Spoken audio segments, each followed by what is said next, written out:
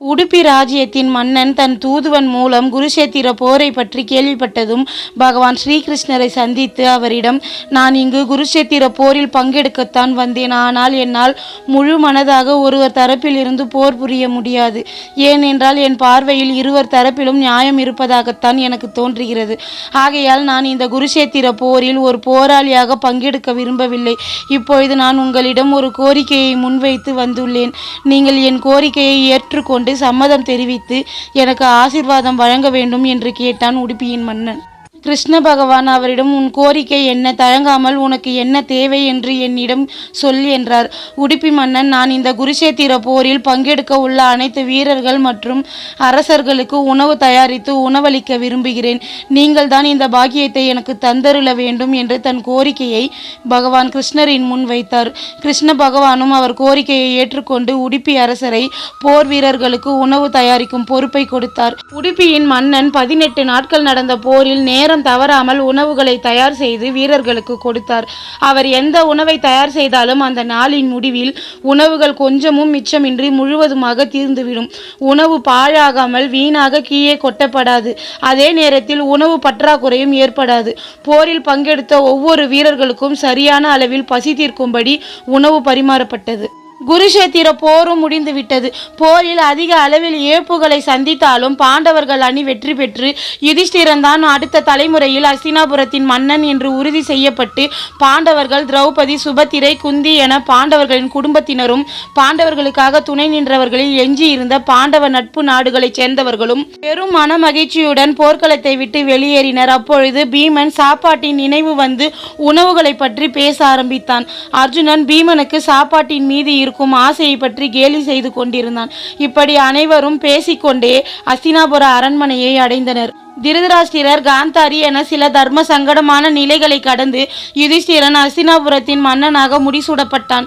யுதிஷ்டிரன் மன்னனான பிறகு அவரை மரியாதை நிமித்தமாக பார்க்க வந்தான் உடுப்பியின் மன்னன்.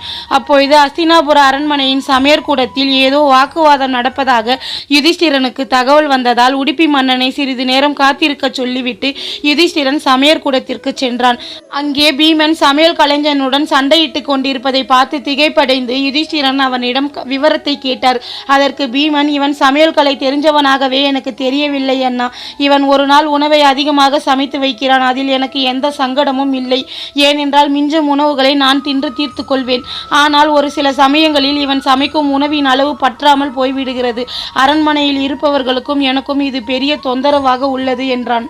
பீமன் சொல்லியதை கேட்டு சிரித்து கொண்டே யுதிஷ்டிரன், உணவில் உனக்கு இருக்கும் ஆர்வத்தால் இது போன்ற சங்கடங்கள் வரத்தான் செய்யும். இதற்கு காரணம் இந்த சமையல்காரன் அல்ல, உணவின் மீது உனக்கு இருக்கும் தீராத ஆசைதான். பாவம் இவனை விட்டுவிடு என்று அவனை சமாதானம் செய்துவிட்டு மீண்டும் தன்னை சந்திக்க வந்த உடுப்பியின் மன்னனை சந்திக்க சென்றான்.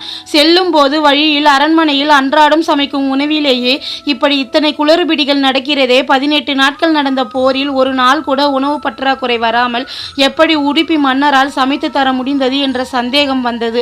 தன் மனதில் இருந்த சந்தேகத்தை அப்படியே வைத்து கொள்ளாமல் அவரிடம் கேட்டுவிடலாம் என்று, உங்களால் எப்படி உணவில் பற்றாக்குறை வராமலும் மிஞ்சி போகாமலும் சமமான அளவில் உணவுகளை சமைத்து தர முடிந்தது? அதுவும் ஒரு போர் நடக்கும் குருஷேத்திர போர்க்களத்தில்.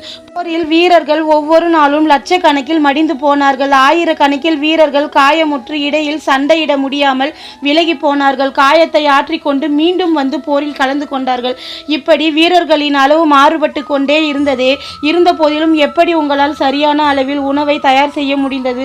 கூடியும் குறைந்தும் என்று மாறுபட்டு கொண்டே இருந்த வீரர்களின் கணக்கு உங்களுக்கு எப்படி தெளிவாக தெரிந்தது? இது எனக்கு மிகவும் வியப்பாக உள்ளது என்று கேட்டான். அதற்கு உடுப்பியின் மன்னன் யுதிஷ்டிரனிடம், நடந்து முடிந்த குருஷேத்திர போரில் உங்களுக்கு கிடைத்த வெற்றிக்கான முழு காரணமாக நீங்கள் யாரை சொல்வீர்கள் என்று கேட்டார். யுதிஷ்டிரன் சிறிதும் தயக்கம் இல்லாமல் அடுத்த நொடியே ஸ்ரீகிருஷ்ணரைத்தான் சொல்வேன் என்றான். உடுப்பியின் மன்னன் யுதிஷ்டிரனிடம், எப்படி உங்கள் வெற்றிக்கு கிருஷ்ண பகவான் முழு காரணமாக இருந்தாரோ அதே போல்தான் என்னுடைய உணவு சமைக்கும் இடத்திலும் அவர்தான் எனக்கு முழுமையாக துணை இருந்து என்னை சரியான அளவில் உணவை சமைக்க வைத்தார். போர் நடந்த போது ஒவ்வொரு நாள் இரவும் நான் கிருஷ்ண பகவானின் கூடாரத்திற்கு வேக வைத்த நிலக்கடலைகளை எடுத்துச் செல்வேன். என்னுடன் பேசிக்கொண்டே அவர் அந்த நிலக்கடலைகளை சாப்பிடுவார். அவர் போதும், எனக்கு உறக்கம் வருகிறது, இப்பொழுது நீ செல்லலாம் என்று சொன்னதும் நான் அவர் உண்ட நிலக்கடலைகளை எடுத்து வந்து தோள்களை எண்ணி அதை ஒரு தோலுக்கு 1000 என்று பெருக்கி கணக்கிடுவேன். அதில் வரும் தொகையின் அளவில்தான் மறுநாள் நடக்கும் போரில் வீரர்கள் இருப்பார்கள். அதற்கு ஏற்றாற்போல் நானும் உணவுகளை தயார் செய்வேன். கிருஷ்ண பகவான் அனைத்தையும் அறிந்தவர் என்பதை நாம் அனைவரும் அறிந்ததுதானே. குருஷேத்திர போரில் அடுத்த நாள் நடக்கப் போகும் விளைவுகள் அனைத்தையும் அறிந்த அவர் அதற்கு ஏற்றாற்போல் நிலக்கடலைகளை உண்டு எனக்கு வீரர்களுக்கான உணவுகளை தயார் செய்ய உதவி செய்தார் என்று உடுப்பியின் மன்னர் சொன்னார் யுதிஷ்டிரனிடம். இது போல சுவாரஸ்யமான தகவலை தெரிஞ்சுக்கணும்னு ஆசைப்பட்டா என்னோட சேனலை சப்ஸ்கிரைப் பண்ணுங்க.